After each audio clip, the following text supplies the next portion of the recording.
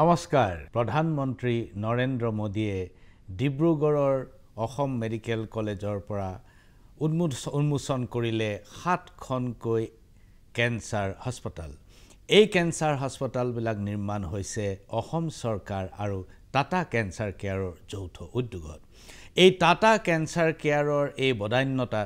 অসমবাসী উল্লাসিত আৰু অসমবাসীৰ হৈ আমি টাটা সঞ্চৰ চেয়াৰমেন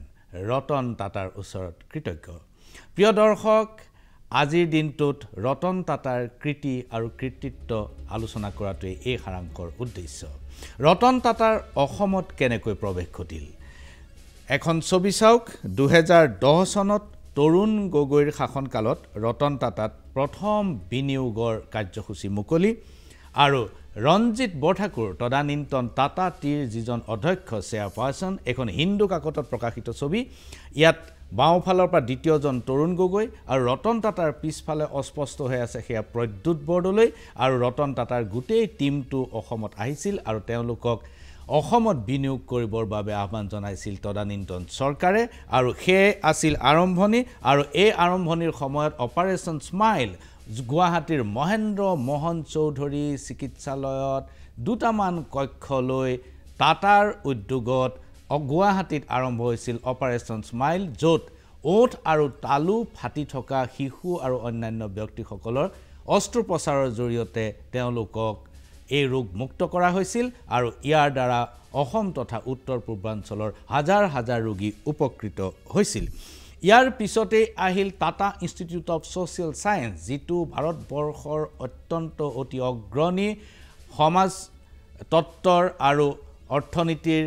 আৰু সামাজিক কৰ্মৰ সোশ্যাল ওয়াৰ্কছৰ যেটো অগ্ৰণী প্ৰতিষ্ঠান Tata institute of social science এই টাটা ইনষ্টিটিউট অফ সোশ্যাল সায়েন্সৰ এটা মূল যি চৌহদ আছে সেয়া বম্বেত আছে আৰু এই বম্বেৰ পিছতে গুৱাহাটীত টাটা ইনষ্টিটিউট অফ সোশ্যাল সায়েন্সৰ এটা চৌহদ স্থাপন কৰিছে আৰু ইয়াৰ কাম পূৰ্ণোদ্যমে এটোৰ পাঠ্যক্ৰম আজি বহু বছৰ হৈ গল ইয়াৰ পৰা বহু মেধাবী ছাত্ৰ ছাত্ৰী ইতিমধ্যে উত্তীৰ্ণ হৈছে ইয়াৰ পিছত আন এখন ফটো চাওক 2017 চনত ডক্টৰ হিমন্ত বিশ্ব শৰ্মা তেতিয়া স্বাস্থ্য মন্ত্ৰী আৰু এই স্বাস্থ্য মন্ত্ৰী ডক্টৰ হিমন্ত বিশ্ব শৰ্মাই ৰতন টাটাৰ ওচৰত দ্বিতীয়টো প্ৰস্তাৱ আগবঢ়ালে যে এলানি কেন্সাৰ কেয়াৰ বা কেন্সাৰ হাস্পতাল অসমত স্থাপন কৰিব লাগে আৰু ৰতন টাটাই ইয়াত সন্মতি প্ৰকাশ কৰি 2018 চনত এই অসমত এলানি কেন্সাৰ হাস্পতালৰ কথাটো তেওঁ ঘোষণা কৰিলে আৰু তাৰে ফলশ্ৰুতিত প্ৰথম পৰ্যায়ত 7খন কেন্সাৰ হাস্পতাল কালি মুকলি হৈছে আৰু আজিৰে পৰা ইয়াৰ কাম-কাজ আৰম্ভ হৈছে প্ৰিয় দৰ্শক সাৰাংশত আমি আলোচনা কৰিম ৰতন টাটাৰ ব্যক্তি আৰু কৃতিত্ব আহক গ্ৰাফিক্সত দেখিব যে টাটাৰ সমগ্ৰ ব্যৱসায় বাণিজ্য নিয়ন্ত্ৰণ কৰা প্ৰতিষ্ঠানটো হৈছে টাটা সন্স গোটেই পৃথিৱীতে টাটাৰ যিমানবোৰ ব্যৱসায় বাণিজ্য আছে এইবোৰ সব টাটা সন্সৰ নিয়ন্ত্ৰণাধীন এই টাটা সন্সত ব্যৱসায় বাণিজ্যৰ উপৰিও আছে 14টা ন্যাস অৰ্থাৎ ট্ৰাষ্ট আছে দাতব্য ট্ৰাষ্ট আছে যি ট্ৰাষ্টে এনেকুৱা ধৰণৰ সামাজিক কাম-কাজ কৰে এনেকুৱা 14টা ট্ৰাষ্টৰ এই 14টা ট্ৰাষ্টৰ যিখিনি পুঁজি এই পুঁজিৰ 66% অংশীদাৰ টাটা সন্স অৰ্থাৎ এই টাটা ট্ৰাষ্টৰ সমগ্ৰ ব্যৱসায় এটা মানে সামাজিক কাম এই টাটা সন্সৰ অধীনত যোৱা 2 বছৰত কোভিড পৰিস্থিতিত টাটা সন্সে টাটা ট্ৰাষ্টে 2 বছৰত ভাৰতবৰ্ষৰ কোভিড ৰোগীৰ বাবে 2500 কোটি টকা খৰচ কৰিছে 2020 চনত যেতিয়া প্ৰথম কোভিড আৰম্ভ হয় তেতিয়া ৰতন টাটা আছিল প্ৰথম কৰ্পোৰেট নেতা যি প্ৰথম কৰ্পোৰেট কেপ্টেইন যিজনে 500 কোটি টকা প্ৰথমবাৰে ঘোষণা কৰিছিল আৰু তাৰ পিছৰ পৰাই লাহে লাহে কৰ্পোৰেটৰ ধন অহা আৰম্ভ হৈছিল এই টাটা ট্ৰাষ্টৰ অধ্যক্ষ হৈছে ৰতন টাটা নিজে আৰু উপাধ্যক্ষ বিজয় সিং আৰু বেনু শ্ৰীনিবাসন এই ট্ৰাষ্টত মুঠ 20 জন ন্যাসৰক্ষক অৰ্থাৎ ট্ৰাষ্টি থাকে টাটা ট্ৰাষ্ট অৰ্থাৎ টাটা ন্যাস মূলতঃ শিক্ষা স্বাস্থ্য খণ্ড পুষ্টি নিউট্ৰিচন গ্ৰাম্য জীৱিকা ৰুৰেল লিভলিহুড পয় প্ৰণালী সুৱেজ সিস্টেম আৰু দৰিদ্ৰ নিৰ্মূল আঁচনিত ব্ৰতী টাটা ট্ৰাষ্টে হাজাৰ হাজাৰ কোটি টকা খৰচ কৰি এনেবোৰ কল্যাণকামী আঁচনি আজি দীৰ্ঘদিন ধৰি কৰি আহিছে আৰু এই কামটো ৰতন টাটাই কৰা নহয় এইটো আসলতে তেওঁৰ ককাক জেআৰডি টাটাৰ দিনৰ পৰাই এই গোটেই প্ৰক্ৰিয়াটো আৰম্ভ হৈছে আৰু টাটা গোটেই পৰিয়ালৰ গোটেই বংশৰ বিভিন্নজন ব্যক্তিৰ নামত এনেকুৱা বহুখিনি ন্যাস আছে আৰু এই ন্যাসবিলাক বিভিন্ন সময়ত গঠিত হৈছে 2018 চনত দীপাৱলীৰ দিনা যিদিনা গোটেই ভাৰতবৰ্ষত ফটকা ফুটাই কোটি কোটি টকা অপচয় কৰা হৈছিল সেই দিনাখনৰ নিশা ৰতন টাটাই ঘোষণা কৰিলে যে ভাৰতবৰ্ষৰ কেন্সাৰ ৰোগীৰ বাবে তেওঁ 1000 কোটি টকা দান কৰিব আৰু এই 1000 কোটি টকাৰ অধীনত অসম ঝাৰখণ্ড উত্তৰ প্ৰদেশ ৰাজস্থান আৰু অন্ধ্ৰ প্ৰদেশত এলানি কেন্সাৰ হস্পিটেল স্থাপন কৰা হ'ব এই আছিল আৰম্ভণি যি দীপাৱলীৰ ঘোষণাৰ ফলশ্ৰুতিত আমি কালি 7খন কেন্সাৰ হস্পিটেল পাবলৈ সক্ষম হলো আন 7খনৰ কাম এতিয়াও চলি আছে আহক ৰতন টাটাৰ বৈচিত্ৰ্যময় জীৱনত অলপমান আলোকপাত কৰোঁ 1937 চনত জন্মগ্ৰহণ কৰাৰ ৰতন টাটাৰ শৈশৱ সুখৰ নাছিল 1958 চনত ৰতন টাটাৰ পিতৃ মাতৃৰ বিবাহ বিচ্ছেদ হয় আৰু ৰতন টাটা তেতিয়া 10 বছৰ আৰু ৰতন টাটা 10 বছৰীয়া ৰতন টাটা আৰু তেওঁৰ কণমানি এজন ভায়েক আছিল যিজন ষ্টেপ ব্ৰাদাৰ সতীয়া ভাতৃ তেওঁলোকৰ আইতাক নৱাজী টাটাই তেওঁলোকক তুলি লয় আইতাকৰ লগতে ৰতন টাটাই তাজ পেলেছত জীৱন আৰম্ভ কৰে 1959 চনত তেওঁ আমেৰিকাৰ কৰ্নেল ইউনিভাৰ্চিটিৰ পৰা আৰ্কিটেক্সাৰত স্নাতক ডিগ্ৰী লাভ কৰে স্নাতক ডিগ্ৰী লাভ কৰাৰ পাছত ৰতন টাটাই IBMত চাকৰি পাইছিল কিন্তু ৰতন টাটাৰ মন দেশলৈ ঘূৰি অহাৰ গতিকে তেওঁ IBMত চাকৰি নকৰিলে 62 চনত তেওঁ দেশলৈ ঘূৰি আহি টাটা গ্ৰুপত যোগদান কৰে আৰু জামশেদপুৰত আপোনালোকে সকলোৱে পৰিচিত টাটা ষ্টীল উদ্যোগত যোগদান কৰে 1971 চনত তেওঁক এটা অত্যন্ত প্ৰত্যাহ্বানযুক্ত কাম কৰিবলৈ দিলে তেতিয়া টাটা গ্ৰুপৰ চেয়াৰপাৰসন JRD টাটাই তেওঁক নেলকো অৰ্থাৎ national radio' and electronics company এটো টাটাৰ অধীনত আছিল এই নেলকোৰ সঞ্চালক হিচাপে তেওঁক নিযুক্তি দিয়া হয় সেই সময়ত নেলকো ভুৰি ভুৰি লোকচান ভৰিছে ভিতৰ চৰাত ভীষণ অনিয়ম আৰু বেংকৰ লগত সম্পৰ্ক অত্যন্ত কঠিন এনেকুৱা সময়ত নেলকোৰ সাংঘাতিক লোকচানৰ সময়ত ৰতন টাটাৰ বাবে এটা দিশহাৰা অৱস্থাৰ সৃষ্টি হ'ল তেওঁ ৰতন টাটাই নেলকোক পুনৰ জীৱিত কৰাৰ আপ্ৰাণ চেষ্টা কৰিও সফল হ'ব নোৱাৰিলে 1975 চনত যি সময়ত জৰুৰী অৱস্থা চলি আছিল সেই সময়ত নেলকোৰ দুৱাৰ বন্ধ কৰি দিব লগা হয় নেলকো বন্ধ হৈ গ'ল প্ৰথমটো পদক্ষেপতে ৰতন টাটা আছিল চূড়ান্ত ব্যৰ্থ এই ব্যৰ্থতাত তেওঁ কিন্তু নিৰুৎসাহ নহল তেওঁ ধৰি ললে যে তেওঁৰ মেনেজমেন্টত পৰিচালন ব্যৱস্থাত তেওঁৰ কিছু ত্ৰুটি আছে যিটোৰ আসলতে পদ্ধতিগত শিক্ষাৰ অভাৱৰ বাবে এটো হৈছে বুলি ৰতন টাটাই ধৰি ললে আৰু তাৰ পাছতে তেওঁ হাৰ্ভাৰ্ড স্কুল অফ বিজনেছত যোগদান কৰিলে তেওঁ পুনৰ পঢ়িবলৈ ঘূৰি গ'ল আমেৰিকালৈ 62 চনৰ পৰা 75 চনলৈকে তেওঁ কাম কৰিলে উদ্যোগৰ কিন্তু তাৰ পিছতো তেওঁ পঢ়াৰ স্পৃহাটো নেহেৰুৱাই তেওঁ পুনৰ পঢ়িবলৈ গুচি গ'ল আৰু 75 চনত তেওঁ যেতিয়া হাৰ্ভাৰ্ডলৈ গ'ল ঘূৰি আহিয়ে ৰতন টাটাই আন এটা দায়িত্ব ল'ব লগা হ'ল হেতু হৈছে টাটাৰ কিছুমান কাপোৰৰ মিল আছিল কপাহৰ পৰা কাপোৰ খুটাৰ পৰা কাপোৰ নিৰ্মাণ কৰা মিল আছিল আৰু এই মিলবিলাকৰ যিটো গোট যিবিলাক কংগ্লোমাৰেট যিটো আসলতে সকলোৰে যিটো এক হোৱাৰ এটা কোম্পানী ইয়াৰ নাম হৈছে এম্প্ৰেছ মিল এই এম্প্ৰেছ মিলৰ দায়িত্বটো টাটাক দিয়া হ'ল ৰতন টাটাক দিয়া হ'ল ৰতন টাটাই এইবাৰো ব্যৰ্থ হ'ল 1986 চনত 1986ত ভুৰি ভুৰি লোকচান হৈ এম্প্ৰেছ মিলো বন্ধ হৈ গ'ল প্ৰথমতে নেলকোত তেওঁ ব্যৰ্থ হ'ল তাৰ পিছত হাৰ্ভাৰ্ডত পঢ়িবলৈ গ'ল হাৰ্ভাৰ্ডৰ পৰা ঘূৰি আহিল এম্প্ৰেছ মিলৰ দায়িত্ব ল'লে এইবাৰ এম্প্ৰেছ মিলো তেওঁ ৰাখিব নোৱাৰিলে লোকচানত গৈ বন্ধ হৈ গ'ল কিন্তু JRD টাটা যিজন টাটা গ্ৰুপৰ চেয়াৰপাৰসন আছিল JRD টাটাই ভালকে জানিছিল যে ৰতন টাটাৰ যিটো পৰিচালন যিখিনি তেওঁৰ যিখিনি স্কিল আছে এইখিনি কিন্তু সাংঘাতিক তেওঁ দুবাৰ তিনিবাৰ ব্যৰ্থ হ'ব পাৰে কিন্তু তেওঁৰ ভৱিষ্যত অতি ভাল আৰু সেই কাৰণে 1991 চনত যেতিয়া JRD টাটাই অৱসৰ লোৱাৰ সিদ্ধান্ত ঘোষণা কৰিলে তেতিয়া JRD টাটাই টাটা সন্সৰ চেয়াৰপাৰসন ৰতন টাটাৰ নাম উল্লেখ কৰিলে তেওঁ ক'লে যে তেওঁৰ পিছত উত্তৰসূৰী হিচাপে ৰতন টাটাই হ'ব লাগিব ৰতন টাটা যেতিয়া 91 চনত তেওঁ টাটা সন্সৰ চেয়াৰপাৰসন হ'ল ইয়াৰ পাছৰে পৰা কিন্তু ৰতন টাটাই বহুখিনি তেওঁৰ বহু টাটা সন্সক বহু ওপৰলৈ লৈ গ'ল বহু উন্নতি কৰিলে কিন্তু এই গোটেই সময়ছোৱাৰ ভিতৰত তেওঁ বিবাহ তেওঁৰ নহল তেওঁ চিৰকুমাৰ হৈ থাকিল তেওঁ নিজে কোৱা মতে যে তেওঁৰ 4বাৰ বিয়াৰ বাবে সাজু হৈছিল 4বাৰ তেওঁৰ বিয়া ঠিক হৈছিল কিন্তু এবাৰো তেওঁৰ বিয়া নহল চতুৰ্থবাৰ যেতিয়া তেওঁৰ বিয়া ঠিক হৈছিল অন্তিমবাৰৰ বাবে তেতিয়া কিন্তু তেওঁৰ যিজন শহুৰেক তেওঁৰ কইনাৰ দেউতাকে তেওঁ ভাৰতত থকাটো নিবিচাৰিছিল তেওঁ বিদেশত থকাটো বিচাৰিছিল যিটো ৰতন টাটাই পছন্দ নকৰিলে তেওঁ কৈছে যে মই ভাৰতত থাকি ভাৰততে ব্যৱসায় কৰিম ভাৰতীয় মানুহক মই সেৱা আগবঢ়াম গতিকে বিয়াৰ স্বাৰ্থত মই ভাৰত ত্যাগ কৰিব নোৱাৰো এনেকুৱা এটা সিদ্ধান্তত অটল হৈ জীৱন জুৰি ৰতন টাটাৰ বিয়া নকৰাকৈ চিৰকুমাৰ হৈ থাকি গ'ল যেতিয়া ৰতন টাটাক 1991 চনত জেআৰডি টাটাই উত্তৰসূৰী হিচাপে ঘোষণা কৰিলে সেই তাৰ পিছত কি হ'ল চাওঁ আহক গ্ৰাফিক্সত ৰতন টাটাক সেই সময়ত বহুতো বিনিয়োগকাৰীয়ে ইনভেষ্টৰসকলে বৰ সহজভাৱে ল'ব পৰা নাছিলে আপোনালোকে জানে যে কৰ্পোৰেট পৃথিৱীত বহুতো বিনিয়োগকাৰী থাকে এজনেই মালিক নাথাকে বহুতে বিনিয়োগ কৰে সৰু সৰু 10 টকীয়া শ্বেয়াৰৰ পৰা 1000 কোটি টকীয়া শ্বেয়াৰলৈকে বহুতৰ বিনিয়োগ থাকে সেই সময়ত বিনিয়োগকাৰী আৰু বিনিয়োগ বিশেষজ্ঞসকলে ৰতন টাটাক সহজভাৱে ল'ব পৰা নাছিলে আৰু কৈছিলে যে ৰতন টাটাই ইমান ডাঙৰ দায়িত্ব ল'ব পৰা মানুহ নহয়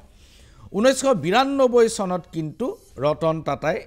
আৰম্ভ কৰি দিলে টাটা কনসালটেন্সি সাৰ্ভিস যেতিয়া 1992 চনত আপোনালোকে জানে যে উদাৰীকৰণ হ'ল আৰু এই অৰ্থনৈতিক উদাৰীকৰণৰ পূৰ্ণ সুযোগ গ্ৰহণ কৰিলে ৰতন টাটাই আৰু তেওঁ লগে লগে টাটা কনসালটেন্সি সাৰ্ভিস বুলি যিটো TCS আজিৰ তাৰিখত এই TCSটো তেওঁ জন্ম দিলে এতিয়া TCS পৃথিৱীৰ অন্যতম বৃহত্তম তথ্য প্ৰযুক্তিৰ প্ৰতিষ্ঠান টাটা মটৰছক ৰতন টাটাই নিউয়ৰ্ক ষ্টক এক্সচেঞ্জত লিষ্টিং কৰালে টাটা মটৰছৰ বিশেষ কোনো অস্তিত্ব নাছিলে টাটাই কেৱল টাটা গাড়ী চলাইছিলে ব্যক্তিগত যান-বাহন টাটাই নিৰ্মাণ কৰা নাছিলে কিন্তু যেতিয়া ইণ্ডিকা আহিল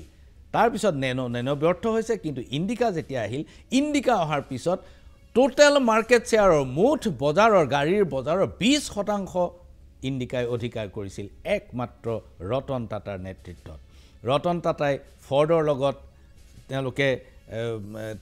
পাৰ্টনাৰশ্বিপ কৰিব গৈছিল কিন্তু ব্যৰ্থ হ'ল আৰু তাৰ পিছতে ৰতন টাটাই প্ৰত্যাহ্বান ল'লে যে আমি নিজা প্ৰযুক্তিৰে ভাৰতীয় প্ৰযুক্তিৰে আমি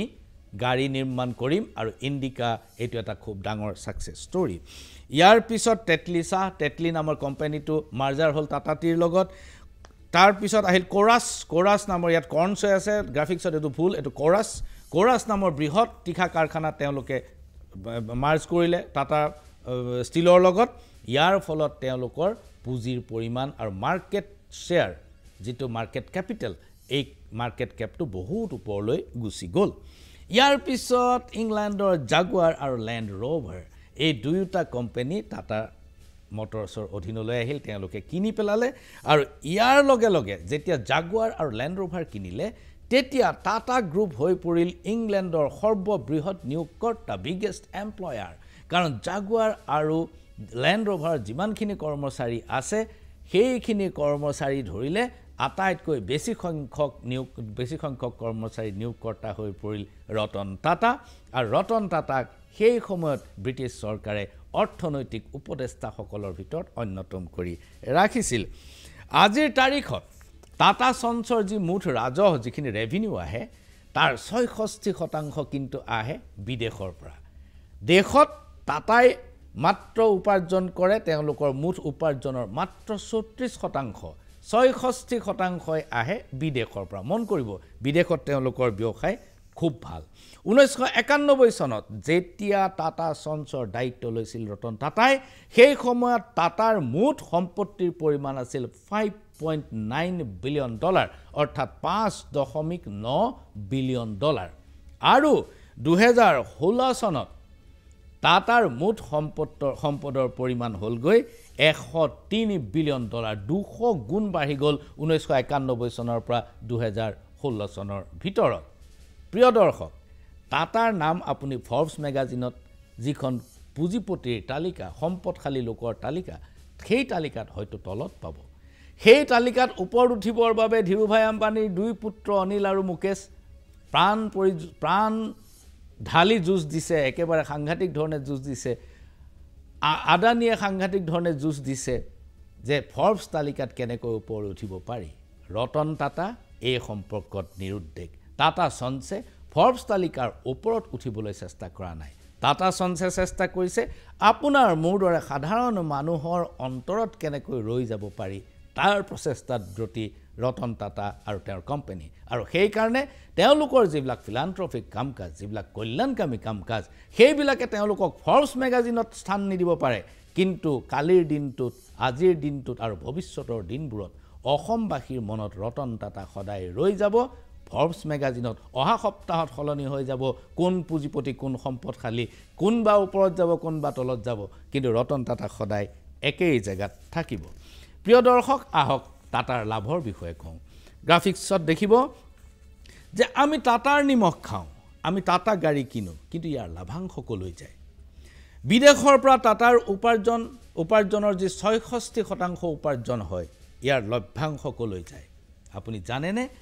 এই লভ্যাংশৰ মুঠ লভ্যাংশৰ 65% 65% দুখীয়া মানুহৰ কল্যাণৰ কামত বিনিয়োগ কৰা হয় এইটো এটা কম ডাঙৰ কথা নে 100 টকা লাভ কৰিলে তাৰ 65 টকাই কেৱল দুখীয়া মানুহৰ কাৰণে তাক বিনিয়োগ কৰা হয় যদি হে 100 টকা হাতত ৰাখিলেহেঁতেন টাটা এণ্ড সন্সে তেতিয়া হলে ধীৰুভাই আম্বানীৰ দুই পুত্ৰ অথবা আদানীৰ দৰে গৌতম আদানীতকৈ বহুত ওপৰত সম্পদশালী বহুত ওপৰ সম্পদশালী মানুহ হৈ থাকিব পাৰিলেন ৰতন টাটা আৰু তেওঁৰ এই বৃহৎ কোম্পানীটো কিন্তু সেইটো নকৰি তেওঁলোকে সামাজিক কামত নিজকে নিয়োগ কৰিলে মুম্বাই টাটা মেমৰিয়েল কেন্সাৰ হস্পিটেলত লাখ লাখ ৰোগীক নিচেই কম খৰচত চিকিৎসা কৰোৱা হয় দুখীয়া ৰোগীৰ বাবে টাটা মেমৰিয়েল হস্পিটেলৰ চিকিৎসা সম্পূৰ্ণ বিনামূলীয়া মই আগতেই কৈছো যে অসমত টাটাই অপাৰেচন স্মাইল আৰম্ভ কৰিছিল Tata institute of social science আৰম্ভ কৰিছিল আৰু শেহতীয়াকৈ আৰম্ভ কৰিছে 14খন চিকিৎসালয় 7খনৰ ইতিমধ্যে কালি মুকলি কৰা হৈছে 7খনৰ আধাৰশিলা স্থাপন কৰা হৈছে অসমত নিৰ্মাণ কৰা এই কেন্সাৰ হস্পিটেলৰ যিটো শৃংখলা এই শৃংখলা দক্ষিণ এছিয়াৰ সৰ্ববৃহৎ শৃংখলা ইমান ডাঙৰ শৃংখলাৰ কেন্সাৰ হস্পিটেল দক্ষিণ এছিয়াত নাই প্ৰিয় দৰ্শক টাটা ৰতন টাটা নিজে তেওঁৰ কৰ্মচাৰীসকলৰ প্ৰতি অত্যন্ত সংবেদনশীল আপোনালোকৰ মনত পৰিব 13 বছৰৰ পূৰ্বে 26 নৱেম্বৰৰ দিনাখন মুম্বাইত Pakistani আতংকবাদীয়ে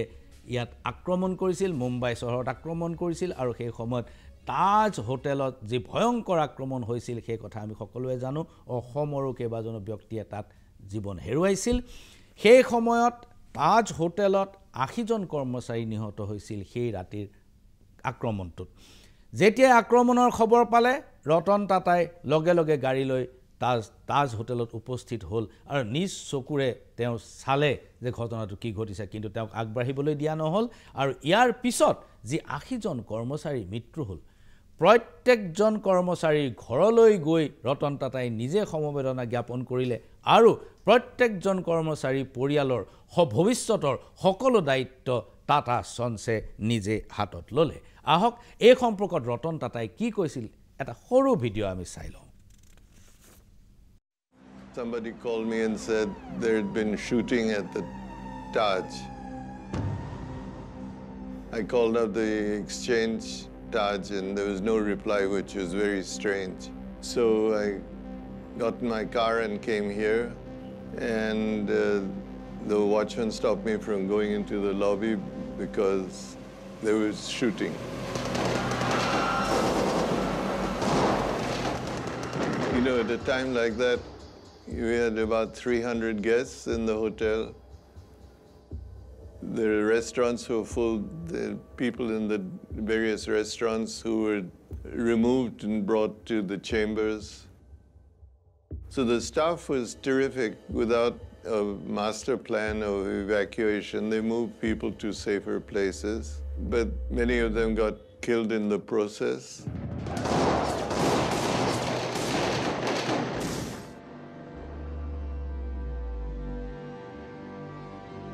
Throughout this period, he stood by the Taj, stood by the management of the Taj,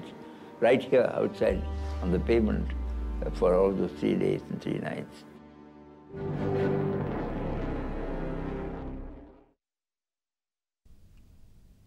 সেইদিনা নিশা আক্ৰমণৰ সময়ৰ পৰা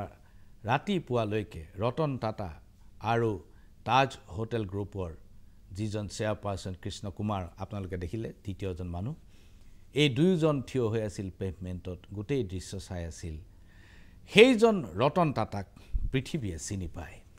ৰতন টাটাক পৃথিৱীয়ে স্বীকৃতি দিছে আহক গ্ৰাফিক্সত দেখিব যে 2000 চনত ৰতন টাটা পদ্ম বিভূষণ সন্মানেৰে সন্মানিত লণ্ডন স্কুল অফ ইকনমিক্সৰ সন্মানীয় ফেলো ৰতন টাটা ব্ৰিটিছ সাম্ৰাজ্যৰ সন্মানীয় নাইট অফ কমাণ্ডাৰ সন্মানেৰে সন্মানিত ৰতন টাটা 2010 চনত অস্লো বিজনেছ এণ্ড পিছ এৱাৰ্ড লাভ কৰে ৰতন টাটাই 2014 চনত ব্ৰিটিছ সাম্ৰাজ্যৰ সন্মানীয় নাইট গ্ৰেণ্ড ক্ৰছ সন্মানেৰে সন্মানিত ৰতন টাটা ফ্ৰান্সৰ সৰ্বোচ্চ সন্মান লিজিয়ন অফ অনাৰ লাভ কৰিছিল ৰতন টাটাই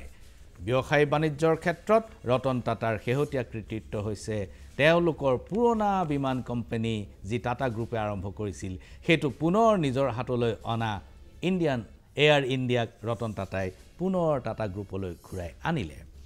প্ৰিয় দৰ্শক ৰতন টাটা এজন আশাবাদী আৰু এজন ইতিবাচক ধাৰণাৰ ব্যক্তিত্ব কৰোনাৰ সময়ত ৰতন টাটাই দেশবাসীক উদ্দেশ্যি এটা মেছেজ দিছিল এটা বাৰ্তা দিছিল সেই বাৰ্তাটো মই এবাৰ আপোনালোকক পুনৰ গাই শুনাব খুজিছো আহক আমি চাই লওঁ সেই বাৰ্তাটো ভাবিছিল যে কৰোনাৰ বাবে বিশ্ব অৰ্থনীতি সম্পূৰ্ণ ভাগি পৰিব মই এই বিশেষজ্ঞসকলৰ বিষয়ে বৰ বেছি নাজানো কিন্তু মই নিশ্চিতভাৱে জানো যে তেওঁলোকে মানুহৰ অনুপ্ৰেৰণা আৰু দৃঢ় প্ৰচেষ্টাৰ যি মূল্য সেই বিষয়ে একোকে নাজানে যদি বিশেষজ্ঞসকলক বিশ্বাস কৰা হয় দ্বিতীয় বিশ্বযুদ্ধত সম্পূৰ্ণ ধ্বংস হোৱাৰ পাছত জাপানৰ কোনো ভৱিষ্যত নাছিল কিন্তু মাত্ৰ 3 দশকৰ ভিতৰতে একেখন জাপানে আমেৰিকা যুক্তৰাষ্ট্ৰত বজাৰত কন্দুৱাই দিলে যদি বিশেষজ্ঞসকলক বিশ্বাস কৰা হয় ইজৰাইলক আৰবসকলে বিশ্ব মানচিত্ৰৰ পৰা নিশ্চিহ্ন কৰিব লাগিছিল কিন্তু সত্যটো যে বেলেগ আমি সকলোৱে দেখিলো এৰোডাইনামিক্সৰ নিয়ম মতে বাম্বুল মৌমাখি বাম্বুল বি ই উৰিব নোৱাৰে কিন্তু ই উৰি থাকে কিয়নো বাম্বুল বিয়ে নাজানে যে এৰোডাইনামিক্সৰ নিয়মবোৰ কি যদি বিশেষজ্ঞসকলক বিশ্বাস কৰা হয় আমি 1983 চনৰ বিশ্বকাপত কোটো থাকিব নালাগিছিল কিন্তু আমি এই বিশ্বকাপ জিকিলো যদি বিশেষজ্ঞসকলক বিশ্বাস কৰা হয় এথলেটিক্সত অলিম্পিক স্বৰ্ণ জয় কৰা প্ৰথম আমেৰিকান মহিলা উইলমা ৰুডলফে ব্ৰেছ অবিহনে খোজ কাঢ়িবই নোৱাৰিছিল দৌৰাৰ কথাটো প্ৰশ্নই নাছিল যদি বিশেষজ্ঞসকলক বিশ্বাস কৰা হয় অৰুণিমা সিনহাই স্বাভাৱিক জীৱনেই যাপন কৰিব নোৱাৰে কিন্তু তেওঁ মাউণ্ট এভাৰেষ্ট আৰোহণ কৰিলে কৰোনা সংকট এইবোৰৰ পৰা বেলেগ নহয় মোৰ কোনো সন্দেহ নাই যে আমি কৰোনাক পৰাজিত কৰিম আৰু ভাৰতীয় অৰ্থনীতি যথেষ্ট পৰিমাণে পুনৰ আগৰ অৱস্থালৈ উভতি আহিব হেয়া আছিল আশাবাদী ইতিবাচক চিন্তা ৰতন টাটা আপুনি অসমীয়াৰ হৃদয়ত অৱস্থান কৰিছে আপোনালৈ প্ৰতিজন অসমবাসীৰ হৈ কৃতজ্ঞতা নমস্কাৰ সাৰাংশ ইমানতে সামৰিছোঁ